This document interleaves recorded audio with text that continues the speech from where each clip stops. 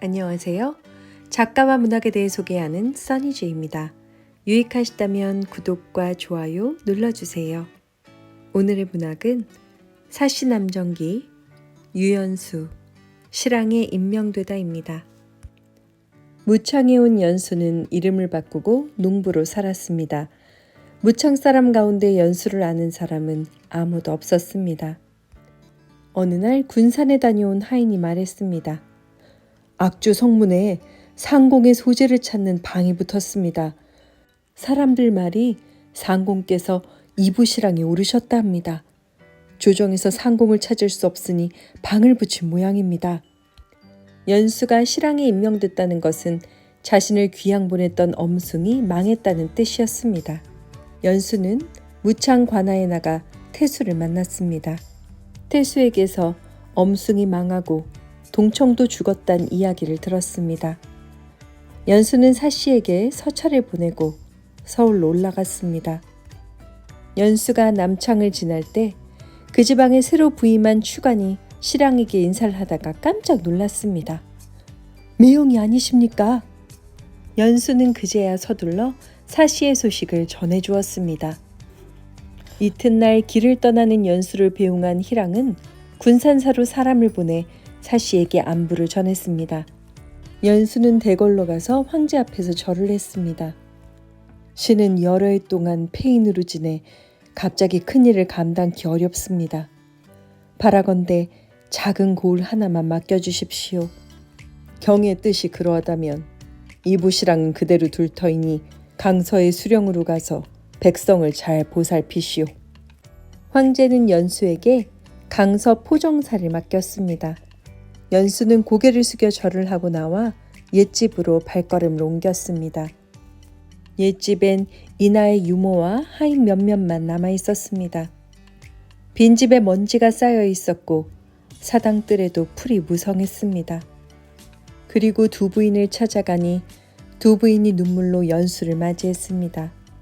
제가 어리석어 고모님의 가르침을 따르지 못하고 어진아를 내쳤습니다. 다행히도 옛사람을 다시 만났으니 저의 죄를 용서해 주십시오.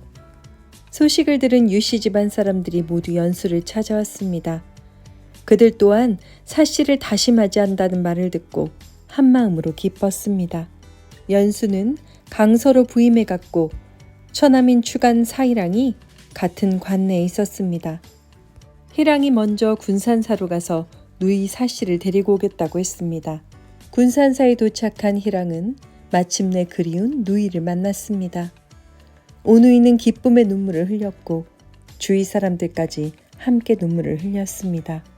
사희랑이 사씨와 함께 강서 땅으로 들어섰습니다. 연수가 이미 나와서 일행이 오기를 기다리고 있었습니다. 구름돛대와 비단 닷줄이 강물을 곱게 물들이고 있었습니다. 주위의 모든 사람들이 부부가 다시 만난 것을 축하했습니다. 연수와 사씨가 다시 함께 지낸 지도 벌써 한 해가 지났습니다. 하루는 사씨가 넌지시 연수에게 청이 있다고 얘기했습니다. 제 나이 40인데 자식을 못 낳은 지 10년이 지났습니다. 그전엔 사람을 잘못 봐서 집안을 그르쳤지만 이번엔 정말 믿을 만한 사람이 있습니다. 다시는 다른 여자를 들이지 않을 것이오. 먼저 이나를 찾은 뒤에 의논합시다. 사씨는 유모와 계집종을 불러 묘혜와 임추영에게 인사를 전하고 금, 은과 비단을 주고 오라 했습니다. 묘혜는 그 선물로 구충탑을 세우고 부인탑이라 이름 지었습니다. 추영은 계모가 죽은 뒤 혼자 살고 있었습니다. 유모가 돌아와 그 소식을 전하자 사씨는 추영이 혼이 나지 않아 매우 기뻐했습니다. 완삼은 떠돌이 장사꾼이었습니다. 하루는 강가를 지나고 있는데 어디선가 아이 우는 소리가 들렸습니다. 소리가 나는 곳으로 가보니 강가 수풀에 30살 정도 된 사내아이가 울고 있었습니다. 아이는 얼굴이 잘생기고 살결도 옷같이 희었습니다. 완삼은 자식이 없는 집에 팔면 좋으리란 생각에 아이를 배에 싣고 강호를 떠돌았습니다. 근데 아이를 사려는 사람이 없었습니다. 완삼은 무창에서 거센 풍랑을 만나 떠돌다가 화용현에 이르렀는데 아이와 함께 겨우 목숨만 건졌습니다. 완삼은 결국 아이를 남의 집 울타리 밑에 버리고 말았습니다.